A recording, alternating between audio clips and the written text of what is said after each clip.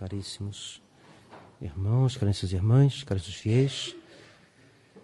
Nós poremos os horários da Semana Santa durante a semana na porta da igreja, para que todos saibam dos horários. Como não foi fixado ainda, mas vocês devem saber para domingo que vem, mas é como todos os anos. Então, eu penso que domingo que vem, para Ramos, um bom horário será 9 horas. Caso haja alguma diferença, nós avisaremos por telefone, mas penso que é 9 horas, porque tem a bênção dos Ramos, a procissão, o canto da paixão. Então, penso que começando às 9 horas, está um bom horário. E para os outros horários, como de costume, né? Mas será fixado na porta da igreja. Então, penso que quinta-feira, às 5 horas da tarde. Na sexta-feira santa, então, na próxima semana, será às 3 da tarde. E para sábado santo, como de costume, penso que às 9. Tudo isso estará bem fixado na porta da igreja. Hoje as imagens foram recobertas em sinal de luto. A grande semana se aproxima. O grande combate no qual o príncipe deste mundo será lançado fora já se inicia. Hoje vemos de maneira dramática a oposição entre a luz e as trevas, entre a verdade e a negação da verdade. Jesus não hesita em anunciar o Evangelho na sua integridade, sabendo que isto lhe custará a vida. O Evangelho na sua integridade. As verdades estão diminuídas entre os filhos dos homens, diz o Salmo. Nosso Senhor não diminuiu a verdade. Nosso Senhor disse a verdade toda. E pois ele disse, porque ele disse a verdade toda, ele foi crucificado. E ele interpela os judeus, dizendo: quem de vós me acusará de pecado? Se eu vos digo a verdade, por que não me credes? Se nosso Senhor fosse um pecador, sim, não haveria razão de crer. Quem é que pode crer num mentiroso? Quem é que pode crer num homem sem princípios? Quem é que pode crer num homem que vive no pecado? Se nosso Senhor fosse um desses homens, os judeus poderiam dizer que eles tinham razão de não crer nele. Mas nosso Senhor é o único dentre os filhos dos homens que pode dizer com toda a verdade: quem de vós me acusará de pecado? Quem de vós mostrará um pecado sequer? Todos caíram, diz a Escritura, todos se tornaram inúteis. Não há nenhum que faça o bem, não há nem mesmo um. Pois bem, esse um é nosso Senhor. Nosso Senhor é a fonte de toda a santidade. Nosso Senhor e Nossa Senhora, porque ela foi isenta do pecado original devido aos méritos previstos de Nosso Senhor na sua paixão. Ora, se Nosso Senhor não tem pecado, por que os judeus não creem nele? É Nosso Senhor mesmo que nos dá a resposta. Quem é de Deus ouve as palavras de Deus, por isso vós não as ouvis, porque vós não sois de Deus. O próprio das almas que amam a Deus é de ouvir de bom grado a verdade sobre Deus. Quem ama quer ouvir a respeito daquilo que ele ama. O torcedor quer saber o resultado do futebol. A mãe quer saber notícias do seu filho. O esposo quer saber notícias da sua esposa. E aquele que ama a Deus quer saber sobre Deus. Esta é a razão que leva tantos, hoje em dia menos, a deixarem o mundo e entrarem na vida religiosa, na vida contemplativa. Esta é a razão porque durante as refeições, os monges escutam a Sagrada Escritura, a história da Igreja, a vida dos santos. Esta é a razão pela qual Nosso Senhor nos deu o Rosário, que é uma escola de contemplação, para que a gente repasse na mente o que foi dito sobre Nosso Senhor. Aquele que é de Deus ouve as palavras de Deus. E Nosso Senhor põe o dedo na chaga do coração dos judeus ao dizer: por isto não as ouvis, porque não sois de Deus. Terrível sentença saída da boca de Deus Ele mesmo. Sentença capaz de tirar a vida a um homem, de tal maneira ela é terrível. Sentença que Nosso Senhor pode dirigir a qualquer um dentre nós quando nós caímos num pecado mortal. Sentença que deve nos fazer contritos neste tempo da paixão, para bem fazer nossa confissão e nossa comunhão pascal. Mas a sentença visa primeiramente aqueles corações endurecidos dos judeus, porque São Pedro também cairá em pecado mortal, pensa São Tomás, quando ele renegou Nosso Senhor. Mas Nosso Senhor olhará para ele e ele imediatamente se converterá.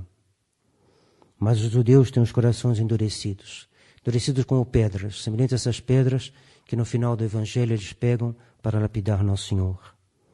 Ouvindo isto, os judeus respondem com violência. Em vez de escutarem o médico e salvador de suas almas, eles se voltam contra ele. E se voltam contra aquele que veio para salvá-los e que veio para curá-los de seus pecados. Em vez de ficarem agradecidos com quem lhes diz a verdade, eles o insultam e dizem: nós dizemos bem nós que és samaritano e possesso do demônio. Que insolência, que ousadia dizer isso a Deus, ao Verbo encarnado. Claro que eles não veem que Nosso Senhor é Deus, mas não veem porque cegaram seus corações. Não veem porque são culpados da sua própria cegueira. Não dizemos bem nós, eis como eles se exprimem. Está a entender que era com frequência que eles falavam assim de Nosso Senhor e comentavam entre si essas coisas a respeito de Nosso Senhor. E Nosso Senhor vai responder com mansidão: eu não estou possesso do demônio, mas honra meu Pai, e vós outros me desonrais. Nosso Senhor veio ao mundo para cumprir a missão que lhe foi confiada por seu Pai, honrar ao Pai e obedecer ao seu Pai. Tudo que Nosso Senhor faz é para seu Pai. Nosso Senhor não procura a sua honra. Eu não procuro a minha glória, a quem a procure e faça justiça. Em verdade, eu vos digo, que se alguém guardar a minha palavra, não verá a morte eternamente. Combatido, Nosso Senhor não se cala. Perseguido, Nosso Senhor não esconde a verdade. E assim nos dá um exemplo a seguir. Quando o mal cresce, como nos dias de hoje, por causa da malícia dos homens, não só a pregação da verdade não deve ser silenciada, mas, muito pelo contrário, deve ser intensificada. Hoje, quando os modernistas querem silenciar a voz da verdadeira tradição da Igreja, é hora que nós devemos proclamá-la, mais do que nunca. Mas os judeus endurecem mais ainda os seus corações, exclamam: agora conhecemos que estás possesso do demônio. Abraão morreu, como os profetas. Se tu dizes: se alguém guardar a minha palavra, não verá a morte eternamente. És porventura maior que nosso pai Abraão, que morreu? Ou maior que os profetas que morreram? Por quem pretendes passar? Os judeus vão opor uma nova resistência às verdades ensinadas por Nosso Senhor. E nessa resistência vão lançar ao rosto de Nosso Senhor, no rosto de Nosso Senhor, três coisas. Primeiro, um argumento. Depois, um deboche. E, no final, as pedras. O argumento é o que acabamos de ouvir. Abraão morreu. E tu, por acaso, és maior que Abraão? O deboche virá em seguida. Ainda não tens 50 anos e viste Abraão?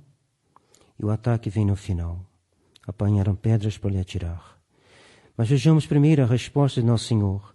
Se eu me glorifico a mim mesmo, nula é minha glória. Que me glorifica é meu Pai, aquele que dizeis que é vosso Deus.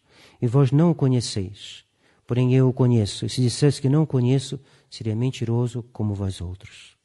O que é a glória? A glória de Santo Ambrósio é o conhecimento público com louvor. Clara notícia com laude. Uma notícia que é conhecida, que é célebre, que fica do domínio público e com louvor. Essa é a glória. Isto é, a glória consiste no fato de se dar a conhecer aos outros algo de alguém que se louva, que se elogia. E é o que vimos todos os dias. Capas de revistas, jornais, televisão, rádio. Quanta gente procurando ou sendo louvado por uma razão ou por outra. Às vezes com razão, às vezes não. Quando o louvor é merecido, ele é justo e bom. Na escola se dá uma medalhinha escrito honra ao mérito.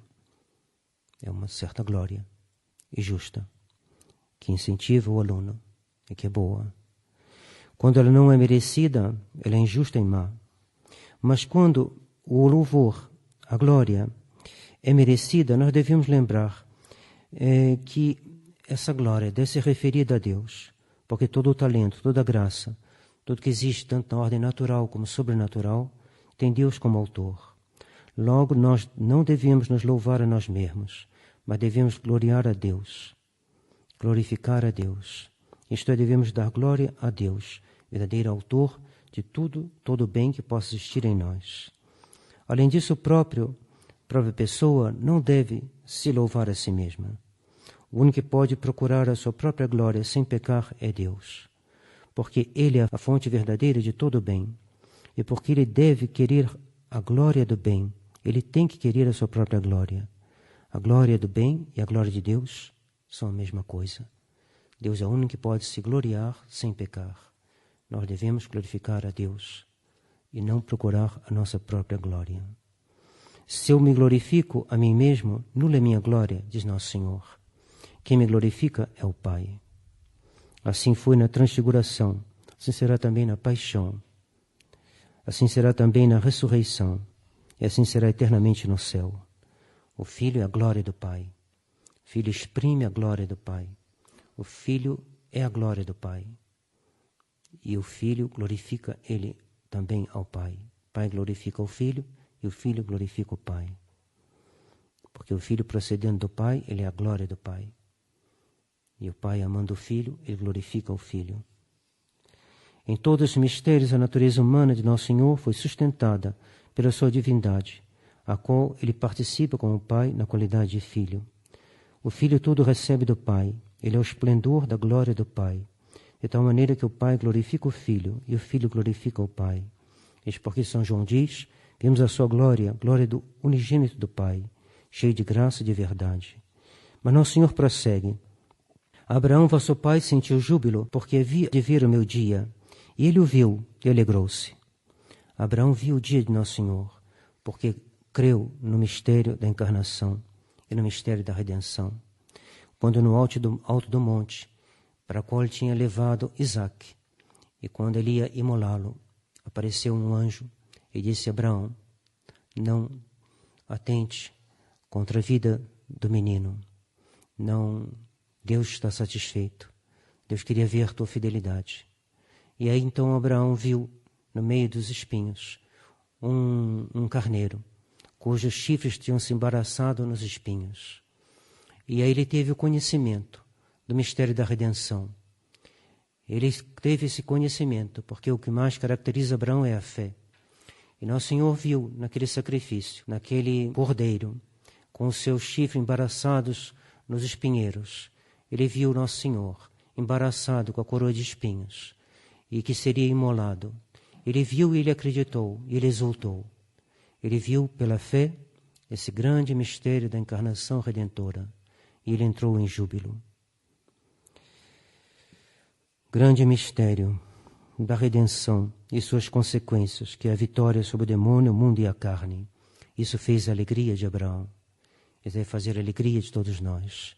Por isso que a Semana Santa é um momento de alegria para nós.